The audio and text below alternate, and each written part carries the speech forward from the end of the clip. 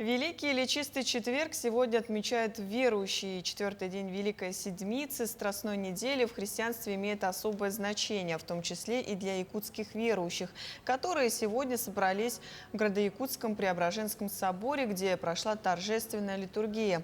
Таинство причащения и омовения ног. Последний обряд провел архиепископ Якутский Еленский Роман для 12 священнослужителей. Это таинство символизирует омовение, которое провел Иисус Христос для своих учеников-апостолов. Кроме того, в этот день в православии принято мыть и украшать жилище, красить яйца, печь куличи и соблюдать чистоту тела и души. Отсюда и название четверга.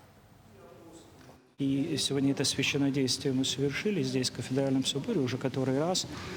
И это очень трепетно всегда, очень трепетно. И для тех, кто совершает, для тех, кто смотрит, потому что буквально на глазах воспроизводится вот эта картина действия, когда ради смирения, ради уважения к ближним Господь склоняет свои ноги и умывает водой, а потом оттирает полотенцем ноги ученикам, а в данном случае священникам.